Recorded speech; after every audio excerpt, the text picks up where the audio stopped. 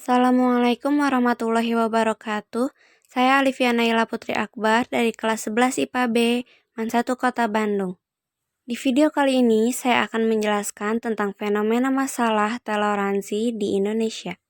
Tapi sebenarnya, apa sih toleransi itu? Sebelum masuk ke pembahasan, mari kita ketahui pengertian dari toleransi. Toleransi berarti suatu sikap saling menghormati dan menghargai antar kelompok atau antar individu, baik itu dalam masyarakat atau dalam lingkup yang lain. Di Indonesia, ada sejumlah kasus yang secara gampang diklaim publik sebagai bukti tindakan toleransi atau sebaliknya intoleransi dalam beragama. Seperti contohnya, ada sebuah video yang berjudul Ibadah Bersama di Maluku yang sempat viral di media sosial. Video itu merekam proses peribadatan dua agama antara Islam dan Kristen di dalam gereja di Amahusu, Maluku. Hadir pejabat MUI Maluku dalam ibadah itu. Sambutannya menjelaskan bahwa peristiwa itu sebagai wujud toleransi beragama.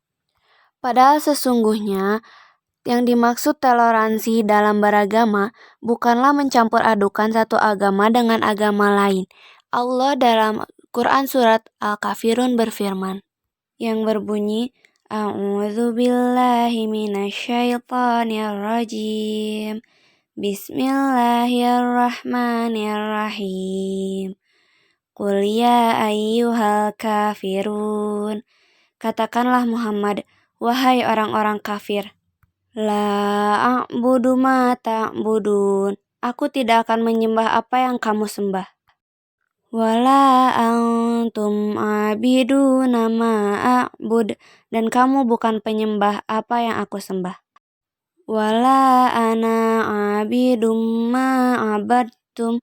Dan aku tidak pernah menjadi penyembah apa yang kamu sembah.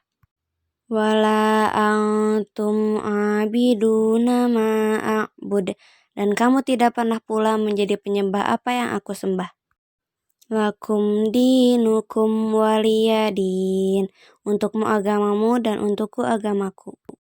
Dalam Quran surat Al-Kafirun ayat 1 dan 2, Allah secara tegas menyatakan bahwa Tuhan yang disembah oleh Nabi Muhammad SAW dan para pengikutnya bukanlah Tuhan yang disembah oleh orang-orang kafir. Dan pada ayat 6 dinyatakan adanya pengakuan eksistensi secara timbal balik, yaitu untukmu agamamu dan untukku agamaku.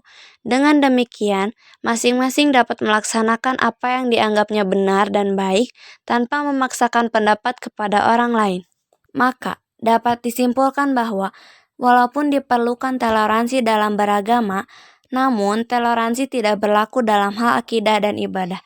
2. Toleransi hanya dibenarkan dalam bidang sosial kemasyarakatan dan hubungan antar umat manusia atau muamalah. 3. Kebebasan bagi siapapun untuk memeluk agama apapun yang menjadi keyakinannya. Ada pula hadis yang menjelaskan tentang toleransi sebagai berikut. Lalu, apakah Indonesia darurat toleransi? Mari kita bahas beberapa contoh intoleransi di Indonesia. Pertama, bercanda dikira teroris. Yang kedua, kebaktian gereja dibubarkan paksa. Yang ketiga, vihara dibakar. Yang keempat, pertemanan yang renggang gara-gara berbeda pilihan capres. Masalah intoleransi di Indonesia kini mulai menjadi perhatian. Banyak persoalan sederhana yang mencerminkan ketidaktoleranan kita, ketidakmampuan kita dalam menerima keberagaman yang ada, hal-hal sepele yang kadang dianggap lumrah untuk dilontarkan kepada orang-orang yang tidak sepaham. Misalnya, selera musik, hiburan atau fashion yang berbeda terkadang masih menjadi permasalahan. Muncul pula fenomena anak gunung versus anak mall, kopi kafe versus kopi sasyat, anak indie versus anak dahsyat, mahasiswa aktif versus mahasiswa pasif. Di mana semua orang saling sindir, saling cela, saling berusaha terlihat lebih unggul. Contoh intoleransi di Indonesia lainnya adalah sekelompok umat Islam menolak pembangunan gereja. Tapi pada saat yang sama, Sejumlah komunitas gereja di berbagai daerah Indonesia yang mayoritas penduduknya Kristen juga menolak pembangunan masjid. Lalu bagaimana cara meningkatkan sikap toleransi di Indonesia? Menegakkan toleransi di Indonesia yang majemuk ini dari Sabang sampai Merauke tentu saja tidak mudah. Namun, bukanlah tidak mungkin agar dapat terciptanya kerukunan dan kedamaian di Indonesia. Ada beberapa cara meningkatkan sikap toleransi. Di antaranya, yang pertama, mengakui dan menghargai hak asasi manusia. Yang kedua, saling menghargai selera atau tindakan orang lain. Yang ketiga, meminimalisir prasangka buruk.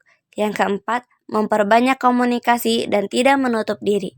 Sekian dari saya. Terima kasih telah menyaksikan. Mohon maaf bila banyak kesalahan. Wassalamualaikum warahmatullahi wabarakatuh. Semoga bermanfaat.